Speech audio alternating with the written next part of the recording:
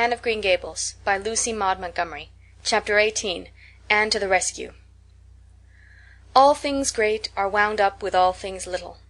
At first glance it might not seem that the decision of a certain Canadian premier to include Prince Edward Island in a political tour could have much or anything to do with the fortunes of little Anne Shirley at Green Gables. But it had.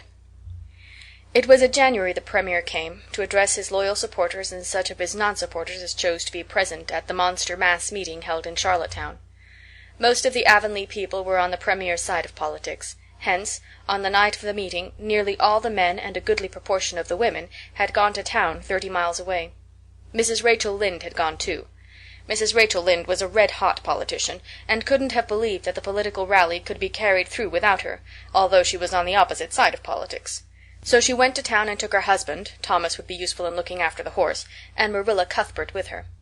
Marilla had a sneaking interest in politics herself, and as she thought it might be her only chance to see a real live premier, she promptly took it, leaving Anne and Matthew to keep house until her return the following day.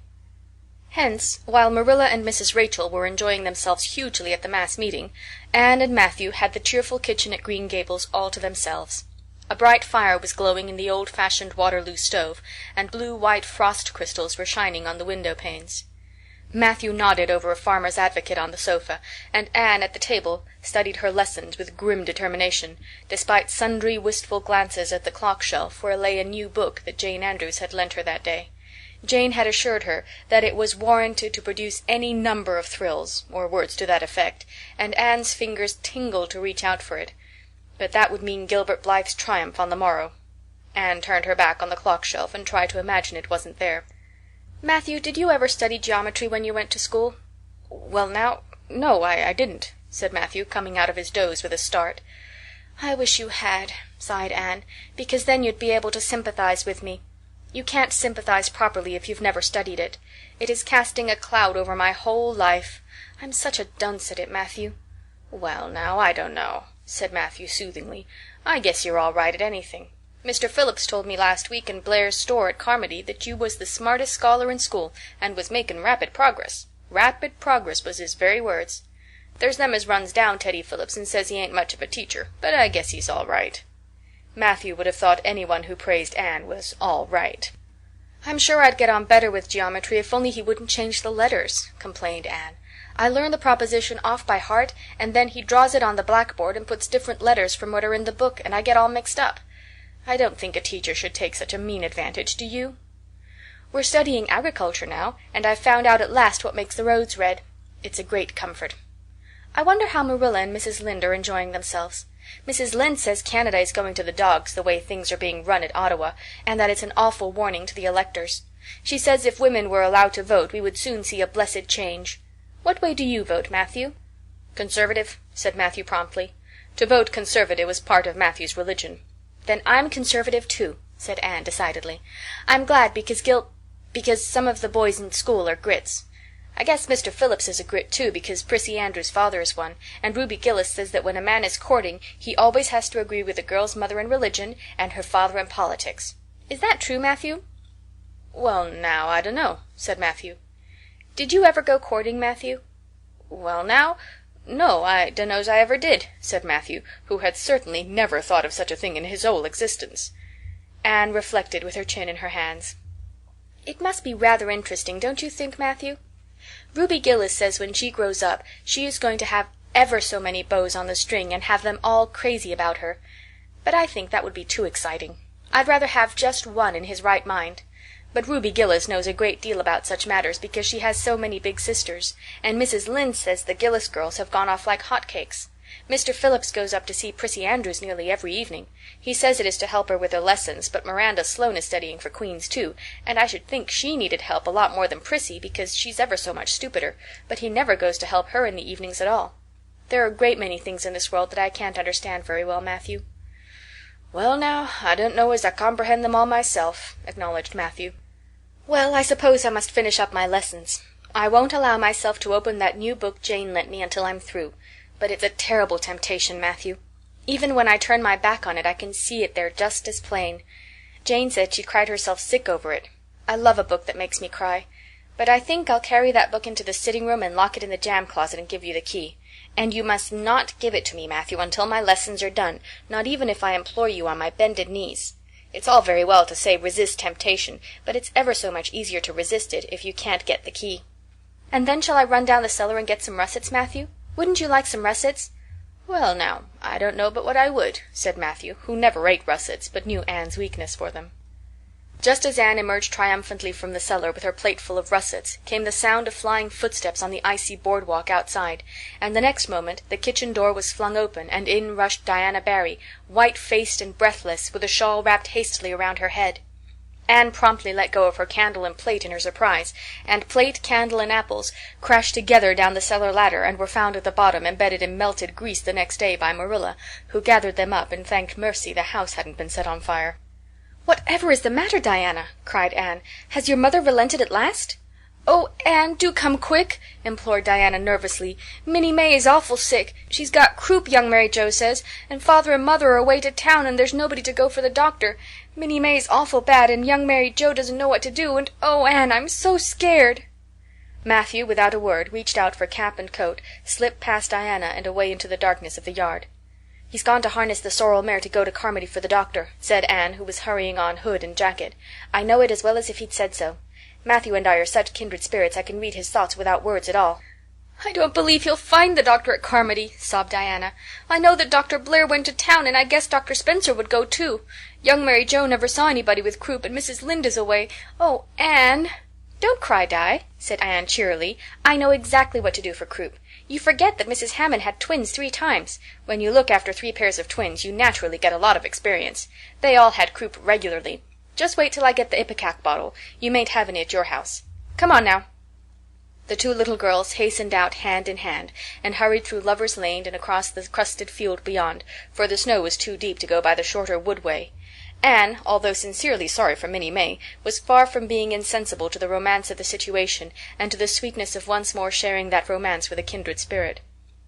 The night was clear and frosty, all ebony of shadow and silver of snowy slope.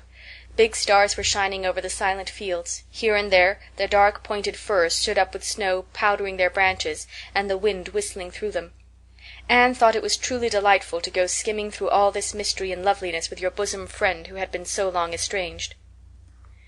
Minnie May, aged 3, was really very sick. She lay on the kitchen sofa, feverish and restless, while her hoarse breathing could be heard all over the house. Young Mary Joe, a buxom, broad-faced French girl from the Creek, whom Mrs. Barry had engaged to stay with the children during her absence, was helpless and bewildered, quite incapable of thinking what to do, or doing it if she thought of it. Anne went to work with skill and promptness. "Minnie May has croup all right. She's pretty bad, but I've seen them worse. First, we must have lots of hot water. I declare, Diana, there isn't more than a cupful in the kettle. There, I've filled it up, and Mary Joe, you may put some wood in the stove. I don't want to hurt your feelings, but it seems to me you might have thought of this before if you'd had any imagination. Now I'll undress Minnie May and put her to bed, and you try to find some soft flannel cloths, Diana. I'm going to give her a dose of ipecac first of all." Minnie May did not take kindly to the ipecac, but Anne had not brought up 3 pairs of twins for nothing. Down that ipecac went, not only once but many times during the long, anxious night when the 2 little girls worked patiently over the suffering Minnie May, and young Mary Joe, honestly anxious to do all she could, kept up a roaring fire and heated more water than would have been needed for a hospital of croupy babies. It was 3 o'clock when Matthew came with a doctor, for he had been obliged to go all the way to Spencervale for one. But the pressing need for assistance was past. Minnie May was much better and was sleeping soundly. "I was awfully near giving up in despair," explained Anne. "She got worse and worse until she was sicker than ever the Hammond twins were, even the last pair. I actually thought she was going to choke to death. I gave her every drop of ipecac in that bottle, and when the last dose went down I said to myself, not to Diana or young Mary Joe, because I didn't want to worry them any more than they were worried, but I had to say it to myself just to relieve my feelings, 'This is the last lingering hope, and I fear 'tis a vain one.' But in about 3 minutes she coughed up the phlegm and began to get better right away. You must just imagine my relief, doctor, because I can't express it in words. You know, there are some things that cannot be expressed in words." "Yes, I know," nodded the doctor. He looked at Anne as if he were thinking some things about her that couldn't be expressed in words. Later on, however, he expressed them to Mr. and Mrs. Barry. "That little red-headed girl they have over at Cuthbert's is as smart as they make 'em. I tell you, she saved that baby's life, for it would have been too late by the time I got there. She seems to have a skill and presence of mind perfectly wonderful in a child of her age. I never saw anything like the eyes of her when she was explaining the case to me." Anne had gone home in the wonderful white-frosted winter morning, heavy-eyed from loss of sleep, but still talking unweariedly to Matthew as they crossed the long white field and walked under the glittering fairy arch of the Lovers' Lane maples. "Oh, Matthew, isn't it a wonderful morning? The world looks like something God had just imagined for his own pleasure, doesn't it? Those trees look as if I could blow them away with a breath. Poof! I'm so glad I live in a world where there are white frosts, aren't you? And I'm so glad Mrs. Hammond had 3 pairs of twins after all. If she hadn't, I mightn't have known what to do for Minnie May. I'm real sorry I was ever cross with Mrs. Hammond for having twins. But oh, Matthew, I'm so sleepy. I can't go to school. I just know I couldn't keep my eyes open, and I'd be so stupid. But I hate to stay home, for some of the others will get head of the class, and it's so hard to get up again, although, of course, the harder it is, more satisfaction you have when you do get up, haven't you?" "Well, now, I guess you'll manage all right," said Matthew, looking at Anne's white little face and the dark shadows under her eyes. "You just go right to bed and have a good sleep. I'll do all the chores." Anne accordingly went to bed, and slept so long and soundly that it was well on in the white and rosy winter afternoon when she awoke and descended to the kitchen where Marilla, who had arrived home in the meantime, was sitting knitting. "Oh, did you see the Premier?" exclaimed Anne at once. "What did he look like, Marilla?" "Well, he never got to be Premier on account of his looks," said Marilla. "Such a nose as that man had. But he can speak. I was proud of being a Conservative. Rachel Lynde, of course, being a Liberal, had no use for him. Your dinner is in the oven, Anne, and you can get yourself some blue plum preserve out of the pantry. I guess you're hungry. Matthew has been telling me about last night. I must say it was fortunate you knew what to do. I wouldn't have had any idea myself, for I never saw a case of croup. There now, never mind talking till you've had your dinner. I can tell by the look of you that you're just full up with speeches, but they'll keep." Marilla had something to tell Anne, but she did not tell it just then, for she knew that if she did, Anne's consequent excitement would lift her clear out of the region of such material matters as appetite or dinner. Not until Anne had finished her saucer of blue plums did Marilla say, "Mrs. Barry was here this afternoon, Anne. She wanted to see you, but I wouldn't wake you up. She says you saved Minnie May's life, and she is very sorry she acted as she did in that affair of the currant wine. She says she knows now you didn't mean to set Diana drunk, and she hopes you'll forgive her and be good friends with Diana again. You're to go over this evening if you like, for Diana can't stir outside on account of a bad cold she caught last night. Now, Anne Shirley, for pity's sake, don't fly up into the air."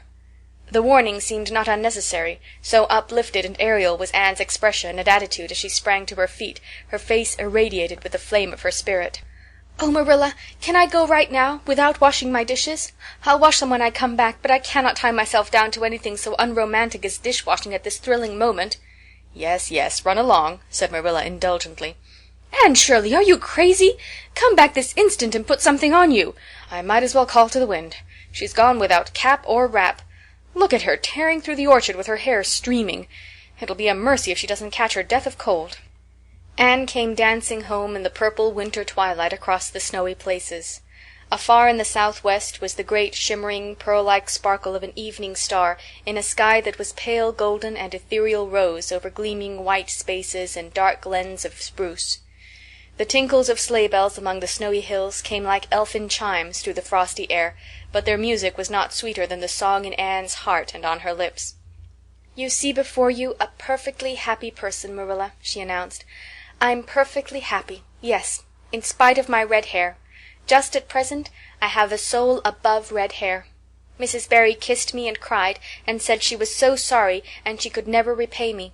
I felt fearfully embarrassed, Marilla, but I just said as politely as I could, 'I have no hard feelings for you, Mrs. Barry. I assure you once and for all I did not mean to intoxicate Diana, and henceforth I shall cover the past with the mantle of oblivion.'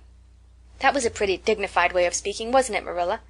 I felt that I was heaping coals of fire on Mrs. Barry's head. And Diana and I had a lovely afternoon. Diana showed me a new fancy crochet stitch her aunt over at Carmody taught her. Not a soul in Avonlea knows it but us, and we pledged a solemn vow never to reveal it to anyone else. Diana gave me a beautiful card with a wreath of roses on it and a verse of poetry. 'If you love me as I love you, nothing but death can part us two.' And that is true, Marilla. We're going to ask Mr. Phillips to let us sit together in school again, and Gertie Pye can go with Minnie Andrews. We had an elegant tea. Mrs. Barry had the very best china set out, Marilla, just as if I was real company. I can't tell you what a thrill it gave me. Nobody ever used their best china on my account before. And we had fruit cake and pound cake and doughnuts and 2 kinds of preserves, Marilla. And Mrs. Barry asked me if I took tea and said, 'Pa, why don't you pass the biscuits to Anne?'